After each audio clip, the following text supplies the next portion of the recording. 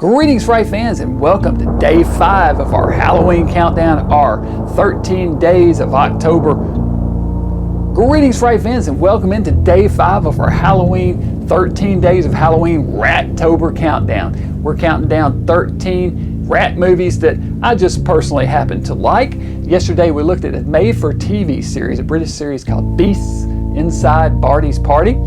Fun little rat episode. Tonight we're going to look at something else. Let me grab the skull here and pull one of our entries at random. And tonight, this is probably the granddaddy classic of all rat movies that most of you out there are expecting to see on this list. And I'm talking about, of course, Willard. Willard Stiles, played by Bruce Davison, is a mild-mannered and socially awkward young man who lives alone with his mother, played by Elsa Lanchester.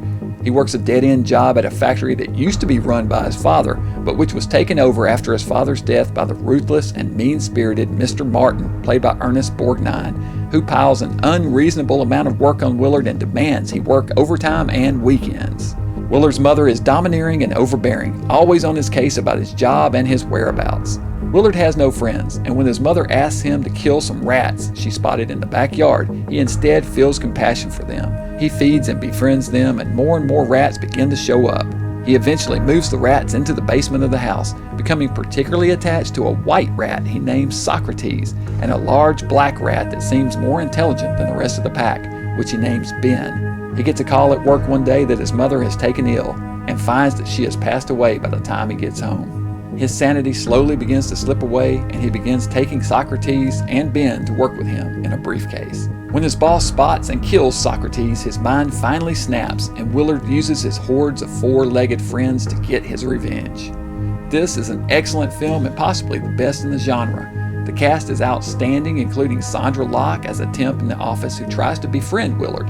It was directed by Daniel Mann in 1971 and was remade in 2003 starring Crispin Glover with R. Lee Ermey in a bit of terrific casting as his boss. The remake is almost equally good, but I think I prefer the original as I'm a big fan of Ernest Borgnine. This one's pretty easy to find and worth a watch if you've never seen it. It was followed by a sequel the following year called Ben. Alright, so that was Willard, the 1971 version, which I think is probably my favorite. I do like the remake, the 2003 version. I've never read the book that it's based on, but it's on my list to pick up soon and check out. Have you guys seen both versions of Willard or either version of them? And if you have, what do you think? Do you have a favorite? Do you prefer the original, or do you like the remake with Crispin Glover? I know I heard it that time. Damn it. Did you hear that? It sounded like, I didn't even want to say it. It sounded like a squeaking.